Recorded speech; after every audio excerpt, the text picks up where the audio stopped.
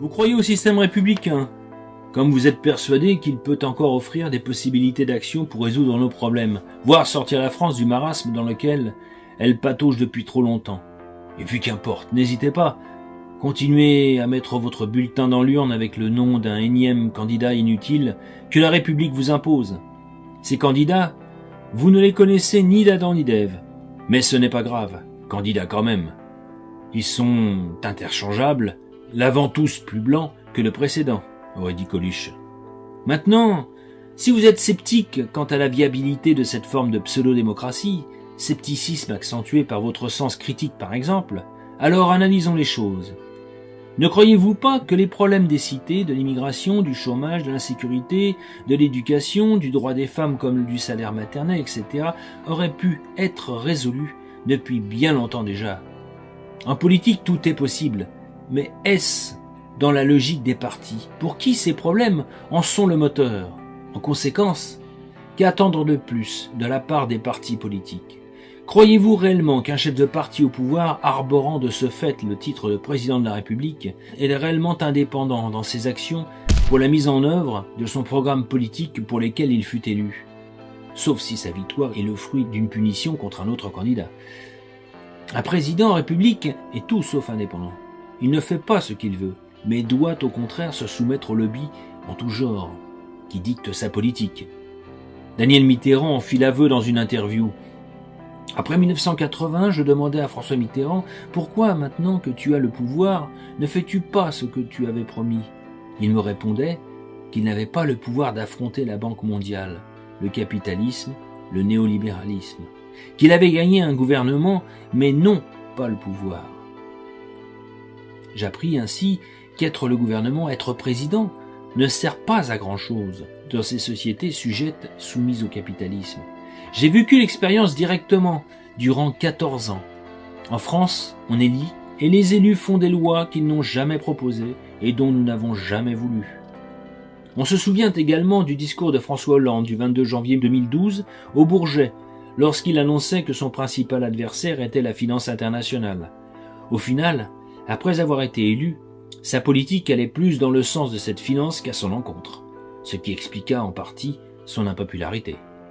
Sans oublier ce cher Jacques Chirac, qui fit un semblant de démonstration de force et d'indépendance, en refusant de s'associer à nos chers amis américains dans leur guerre en Irak. Avec, dans le secret des présidents, le journaliste Vincent Nouzil raconte la manière dont l'administration Bush a fait payer 5,5 milliards de dollars, 4 milliards d'euros, à la France comme prix de sa trahison lors du déclenchement de la guerre en Irak en 2003. Une somme lâchée sous pression par Jacques Chirac lors de la renégociation de la dette irakienne alors qu'il l'avait initialement refusée. Un prix tenu quasiment secret et qui n'a fait aucun débat en France. On imagine l'utilité qu'auraient pu avoir ces 4 milliards d'euros pour notre pays, mais les intérêts américains ont plus de valeur. Mais ça n'a rien d'étonnant, quels que soient les présidents qui viendront dans l'avenir, et ce, jusqu'à l'abolition de la Ve République, ils seront tous soumis aux divers lobbies et grandes puissances mondiales qui contrôlent en partie notre pays.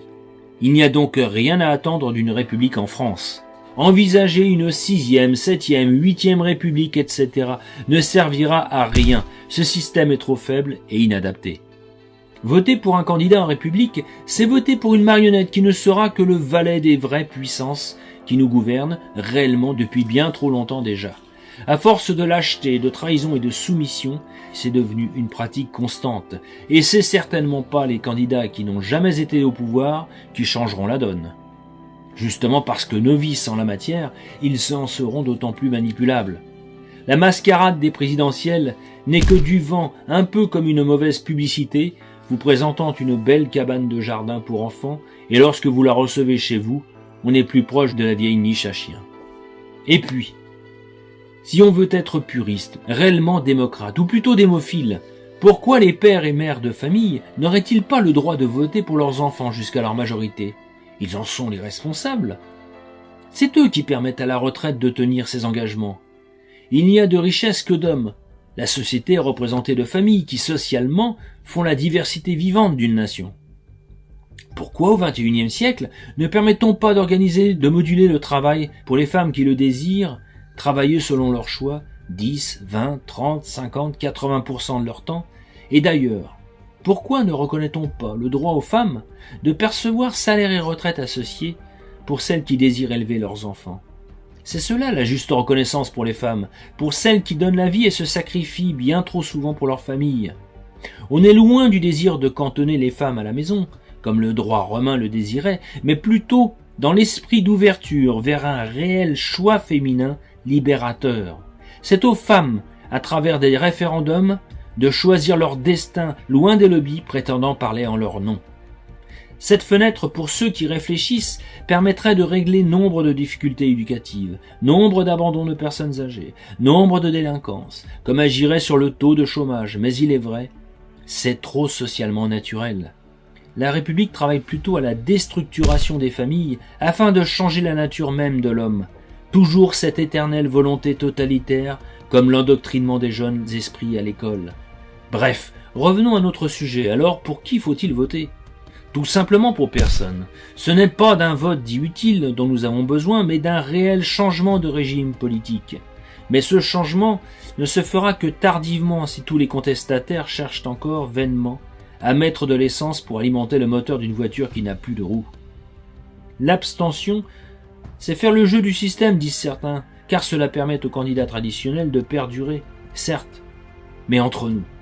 Si c'est seulement 2 millions de personnes qui votent pour un candidat accédant au pouvoir, sur une population de 65 millions d'habitants, il est clair que sa légitimité disparaîtra totalement, car on ne pourra plus parler de loi de la majorité, et il suffira que le gouvernement de ce candidat président fasse passer une mauvaise loi pour que cela tourne au vinaigre. L'abstention, lorsqu'elle est massive, fait perdre toute légitimité, comme toute crédibilité, au gouvernement au pouvoir. Ce gouvernement devient de ce fait totalement fragilisé, et tout ne tient qu'à un fil. Continuer à voter, comme s'apprêtent à le faire beaucoup de ceux qui se disent anti-système, c'est légitimer l'institution comme renforcer la République. Au final, ils se diront « les Français y croient encore, donc autant continuer ». Et pendant ce temps, le pays s'effondre un peu plus chaque jour. Victime de ce syndrome que l'on rencontre si souvent dans les casinos où un joueur persuadé qu'il gagnera le jackpot met sa pièce dans la machine à sous, tire sur le manche et perd finalement. Mais ce n'est pas grave, se dit-il, la prochaine sera la bonne. Et se motive à volonté, mais la prochaine, il perd aussi et il ne voit pas le temps passer. Puis au final, après s'être littéralement ruiné, il constate qu'il a bel et bien perdu. Mais ce n'est pas grave, se dit-il. La prochaine fois sera la bonne. Attendons la fin du mois, histoire de se renflouer. Malheureusement, ce genre de scénario est très courant dans le jeu d'argent des casinos. Et nous savons pertinemment où peut mener ce sinistre cercle infernal, basé essentiellement sur l'espoir éventuel d'un hypothétique jackpot. Cette illusion dans le jeu est une maladie, comme le plaisir d'être systématiquement cocufié par le système, parce que l'on n'ose pas réfléchir et remettre en cause ce que l'on pense définitif et consensuel. La dictature fonctionne bien dans ce prêt-à-penser que nos pères auraient vomi. Garnier de la bande à Bono disait « L'homme qui va voter pour obtenir de bonnes lois est semblable à l'enfant qui va au bois cueillir de bonnes verges pour se faire fouetter. Les votards demandent la lune au candidat qui s'empresse de la leur promettre. Quand il est élu, il ne peut tenir sa promesse qu'en leur montrant son cul. » Citation qui semble bien excessive pour les cornichons restant à l'abri des courants d'air, aurait dit Bernanos. Ce qui est d'autant plus triste dans ce symptôme d'addiction au jeu, c'est qu'il apparaît également parmi les électeurs. Ils se persuadent que le parti pour lequel ils ont voté passera. Ils mettent alors leur bulletin en encourageant un maximum de personnes autour d'eux à en faire de même. Mais malheureusement, leur parti ne gagne pas. Tant pis, se disent-ils, on remettra ça dans 5 ans, tout en se satisfaisant malgré tout du score élevé de leur parti. Observons d'ailleurs ce que fut le vote Macron. Emmanuel Macron est apparu du jour au lendemain sur la scène politique au sein du gouvernement Hollande, alors que personne n'en avait entendu parler jusqu'à présent, du moins sur la scène proprement politique. Le 6 avril 2016, il crée son propre parti, En Marche, dont les initiales rappellent celles de son nom. Et à peine un an plus tard, lors d'une présidentielle 2017 qui semblait pour remise à d'autres, il passe le premier tour aux côtés de Marine Le Pen et est élu président au second tour. Étrange et fulgurante ascension, surtout lorsque l'on voit la campagne médiocre qu'il a fait. Lui qui qualifiait la Guyane d'île, lui qui se disait un jour socialiste et le lendemain avouait qu'il ne l'était plus. Il n'a d'ailleurs aucune réelle expérience politique. Diplômé de l'ENA en 2004, il devient inspecteur des finances avant de commencer en 2008 une carrière de banquier d'affaires chez Rothschild et compagnie. Membre du Parti socialiste entre 2006 et 2009, il est nommé secrétaire général adjoint au cabinet du président de la République en France auprès de François Hollande en 2012, puis ministre de l'économie, de l'industrie et du numérique en 2014, dans le gouvernement Manuel Valls II. Bref, voilà un personnage qui ne connaît rien à la vie quotidienne des Français en général, de ce pays réel dont il semble être l'antithèse même. Mais ce qu'il y a de particulièrement étrange avec ce personnage, c'est le ralliement improbable qu'il a suscité avant les résultats du premier tour. Aussi bien de droite, de gauche, du centre que parmi les bobos du showbiz, ces éternels bien-pensants que, en son temps, dénonçait déjà le royaliste Bernanos. Sans oublier ce cher Manuel Valls, qui au lieu de soutenir son clan politique en la personne de Benoît Hamon, soutiendra plutôt lui aussi Macron. On aurait pu comprendre aisément ses soutiens après les résultats du premier tour pour faire barrage à la haine, comme ils aiment à le répéter depuis des décennies, en se prenant pour les combattants d'une cause inexistante. Mais ces soutiens à Macron se sont faits avant les résultats du premier tour, comme s'ils avaient su par avance qu'il allait gagner l'élection présidentielle.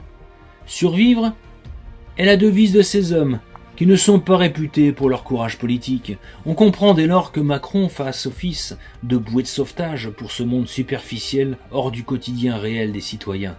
Complotisme, penserez-vous? Pas vraiment, à bien y regarder. Si nous n'avons à ce jour aucune preuve concrète permettant de confirmer que les jeux étaient faits avant même les élections, il n'en demeure pas moins qu'au-delà du constat des soutiens improbables à Macron avant le premier tour, plusieurs défaillances étranges sont apparues lors de ces élections. Même s'il peut s'agir de simples incidents administratifs, comme ces 500 000 électeurs qui auraient reçu 2 cartes de vote chacun à la faveur d'un changement d'adresse, de ce fait, ils pouvaient voter 2 fois en 2 lieux différents, de quoi susciter quelques soupçons de tricherie. Sans oublier ceux qui ont été littéralement radiés des listes électorales sans avoir été avertis et qui l'ont su seulement le jour même de l'élection. À Strasbourg, ils étaient 16 046 radiés, à Clichy 3 500, au Havre 5 000. Aux 4 coins de la France, ce phénomène fut observé, ce qui laisse un goût un peu amer à nombre de nos concitoyens privés de leur possibilité de vote. Ainsi, quelques doutes peuvent légitimement planer. Néanmoins, si on considère qu'il n'y a pas eu tricherie, alors c'est peut-être encore plus grave, car cela voudrait dire que les Français, dans leur grande majorité, ont bel et bien voté pour Macron. De ce fait, voilà un formidable argument contre la démocratie présidentielle, car cela semble bien prouver qu'il suffit que les médias officiels surmédiatisent un candidat, leur préféré, pour qu'il soit élu, comme toute logique, au regard du lourd héritage gouvernemental de l'ère Hollande qu'il pouvait représenter. C'est pour cela que dans le monde médiéval, la publicité était interdite, car à l'époque, l'usure était condamnée. On comprend facilement que dans une saine société, le fait de faire de l'argent avec l'argent était mal accepté. On y voit toute l'injustice et l'inégalité que cela entraîne. Et puis, comprenons bien, un bon artisan comme un bon commerçant n'ont point besoin de publicité pour créer et vendre. Seuls les profiteurs mentent à grands coups de publicité afin de faire passer leurs produits de pacotille pour des objets de qualité. C'est en cela que le monde médiéval, protecteur des consommateurs, par souci de justice, refusait toute publicité. Aujourd'hui, le système se moque des citoyens, car le monde marchand règne, et il faut mentir et tondre le contribuable. Bref, c'est un peu comme le principe d'une publicité pour un produit quelconque qui tourne en boucle à la télé, sur Internet et les panneaux d'affichage, pour avoir l'assurance qu'ils se vendent bien. Macron a été particulièrement surmédiatisé, voilà un fait difficilement contestable. Le pire, c'est lorsque l'on demande à ceux qui le soutiennent la raison pour laquelle ils veulent voter pour lui. Les réponses sont assez effarantes. Bonjour. Vous soutenez Macron? Absolument. Et pourquoi? Mais parce qu'il est beau, voyons. C'est un beau gosse. D'accord. Non, mais il incarne le frais, le renouveau et tout ça. Le renouveau, c'est-à-dire? C'est-à-dire, c'est pas un vieux de 70 ans qui se présente et qui est bientôt à la retraite. C'est-à-dire que c'est quelqu'un de même pas à 40 ans et voilà. Qui a fait partie du gouvernement de François Hollande. Exactement. Et c'est pas un problème. Ils votent pour lui parce qu'il est jeune, qu'il a du charme, parce que ça change de l'ancienne clique, etc. Le pire, Le pire, c'est lorsqu'on leur demande de présenter les idées de Macron. Là, c'est à l'image du programme en question, le vide abyssal. Julien, quelles sont les idées d'Emmanuel Macron? Moi je réponds pas. On verra là au meeting. D'accord, donc en fait vous savez pas. Bah si je sais, mais j'ai pas très envie de parler. D'accord. Merci beaucoup. Merci. Bon meeting à vous. Merci. Je vais chercher les idées d'Emmanuel Macron. Cherchez-les bien. Vous allez les trouver rapidement, je pense. J'espère, j'ai un doute. Bonjour monsieur. Quelles sont les idées d'Emmanuel Macron? J'en sais rien. Vous savez pas? Non. Quelles sont les idées d'Emmanuel Macron? C'est une obligation? Non, pas du tout. Allez-y, allez-y. Les idées d'Emmanuel Macron. On est là? On est là? Non, pas moi. C'est à toi qu'on pose la question. Bah, elles sont bien. Quelles sont les idées politiques qu'il défend, concrètement? Très bonne question. Je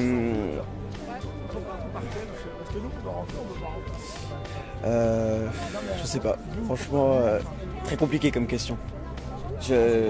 D'autant plus que j'ai pas tout compris. Hein, je vois pas. Comment dire. En somme, ils votent pour lui pour des raisons futiles ou peu crédibles, sans se soucier des conséquences que cela pourrait avoir dans les 5 années à venir. Voilà qui rappelle la fameuse citation de Churchill. Le meilleur argument contre la démocratie est une conversation de 5 minutes avec l'électeur moyen. Force est bien de constater que le vieux massacreur de Mers el-Kébir n'avait pas tout à fait tort sur ce point-là. Comprenons une chose. La démocratie, en 5e République, n'est que le règne de l'opinion. Et l'opinion est formatée par les médias. Et les médias sont contrôlés par des milliardaires. Donc, par raccourci, il n'est pas faux de dire que la démocratie, c'est le règne de l'argent. La démocratie est la forme politique du capitalisme, disait déjà en son temps Jean Bernanos, bien avant l'avènement de la 5e République. On comprend mieux maintenant le caractère sacré de ce système aux yeux des mondialistes pour qui l'argent est l'outil principal pour l'esclavage des peuples. Les démocraties ne sont donc pas faites pour servir les peuples, mais pour les asservir. D'ailleurs, pour s'en convaincre, il suffit de constater que la logique de ce système veut qu'à l'âge de 18 ans, nous ayons le droit d'aller voter, mais sans se soucier de savoir si oui ou non nous avons une réelle conscience politique, ou si les enjeux même nous sont connus. Nous entendons par conscience politique la présence chez un individu d'une culture, d'une expérience et d'une maturité politique autorisant notamment en matière électorale des choix réfléchis. Ce qui est une bonne définition issue de l'encyclopédie universelle. Combien ne savent pas pour qui voter arrivé à 18 ans et souvent bien au-delà. Avoir une conscience politique ou une culture politique n'apparaît pas du jour au lendemain. En 5e République, les jeunes n'ont que les cours d'éducation civique, UMC, pour les familiariser avec la politique. Mais ces cours-là visent plus à faire d'eux de futurs citoyens dociles, à qui l'on fait croire qu'ils s'expriment parce qu'ils votent pour des représentants, comme ils sont souverains parce qu'ils votent pour un président tous les 5 ans. Éducation civique ne rime pas vraiment avec esprit critique. Si l'on croit que la démocratie est le choix des meilleures compétences, ce dont il est possible de douter au regard de l'histoire, donner le droit de vote pour ce genre d'élection politicienne à une personne qui n'a aucune conscience politique, c'est comme donner le permis de conduire à une personne n'ayant jamais passé les examens nécessaires à cet effet. Ainsi, avant d'avoir le droit d'aller voter, il faudrait que tous les votants arrivés à 18 ans connaissent toutes les idéologies comme le libéralisme, le socialisme, le communisme, l'anarchisme, la doctrine sociale de l'Église, le corporatisme, le nationalisme, le royalisme, etc. Il faudrait étudier les différentes formes d'économie et société sur lesquelles s'est forgée notre histoire. Approcher les grands penseurs grecs qui ont testé il y a bien longtemps les différentes formes de régime. Il faudrait également une culture historico-politique approfondie et également que chacun ait le réflexe de se renseigner sur chaque candidat, sur son passé et ses activités. Un vrai travail d'études civiques. Mais qui maîtrise réellement ces choses-là, hormis quelques érudits, quelques étudiants aux études poussées, eux-mêmes très divisés sur les doctrines évoquées et de leur mise en pratique? Est-ce pour autant que nos élites s'en inquiètent? Bien évidemment que non, et on peut comprendre à quel point cela les arrange. Le système électoral présidentiel n'est pas fait pour autre chose que pour légitimer ceux qui se servent du système pour asseoir leur pouvoir économique autant qu'idéologique. Le but étant d'obliger une grande majorité de votants à donner leur aval aux candidats choisis et imposés par la haute finance. d'où l'intérêt d'engendrer un peuple sans conscience politique. Pour conclure, dans cette pseudo-démocratie républicaine, ce système qui nous empêche de pouvoir décider de nos affaires locales et professionnelles, qui veut nous obliger à confirmer un choix orienté et déjà fait par d'autres, qu'il y ait tricherie ou pas, dans les deux cas, ce système est affligeant et obsolète. La solution à tous nos problèmes institutionnels n'est pas et ne peut être dans les urnes présidentielles. En fait, il faut bien plutôt verrouiller la place suprême de l'État avec une institution stable et responsable. Pour nous, cette institution, c'est la monarchie. Pourquoi la monarchie ? Parce qu'un roi est un spécialiste, un professionnel de la politique sans être un politicien, car dès son plus jeune âge, il est initié à tous les détails du métier qu'il doit exercer un jour. Il est par là même beaucoup plus apte à gouverner que tous les politicards des partis politiques de la République, obligé par sa naissance et habitué par son éducation à servir et non pas à se servir. Il n'y a pas de régime idéal, mais plutôt une institution moins mauvaise que les autres. Une institution composée des trois pouvoirs, tels que les Grecs anciens le définissaient. La monarchie dans l'État, l'aristocratie dans la province, comme la démocratie dans la commune. Il faut contrebalancer le pouvoir de l'argent, puissant dans toute forme de régime, mais en monarchie, contrebalancé par celui du sang, qui est le résultat du mérite. Les hommes n'ont rien trouvé de mieux. Et dans l'histoire, qui ne se réjouit pas des tirades de Molière, de La Fontaine, comme aussi dans Cyrano des Argentés ridiculisant les riches parvenus. L'argent voulait prendre le pouvoir, et c'est pour cela qu'il y eut la Révolution, rien de plus. Il suffit de se replonger dans l'ouvrage de Kaplan pour s'en convaincre, le pain, le peuple et le roi. Il faut bien comprendre que nous sommes à un carrefour de notre destin.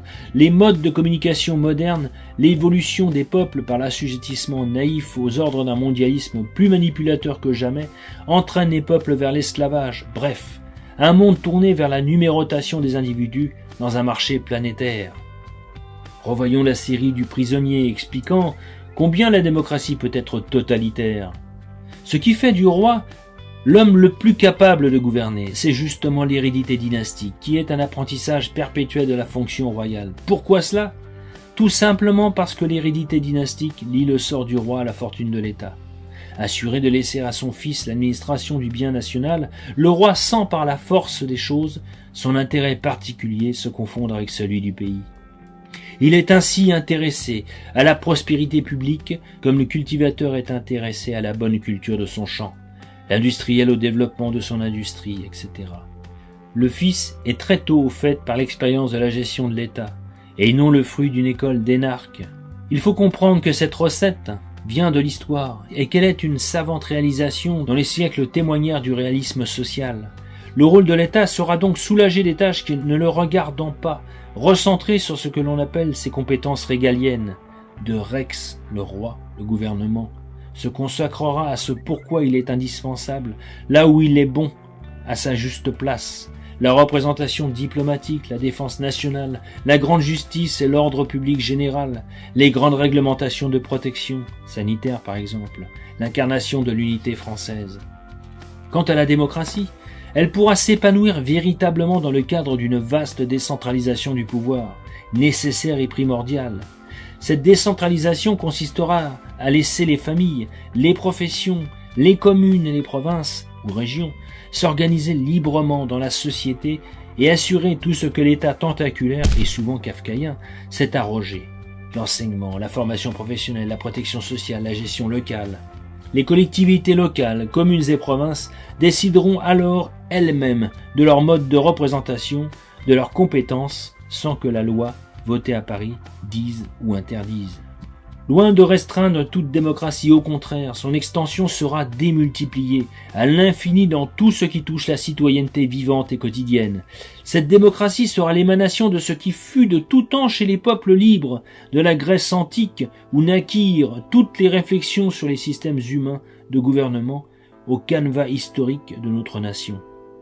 C'est une forme d'anarchie avec un minimum d'État dans un foisonnement de libertés réelles et vivantes.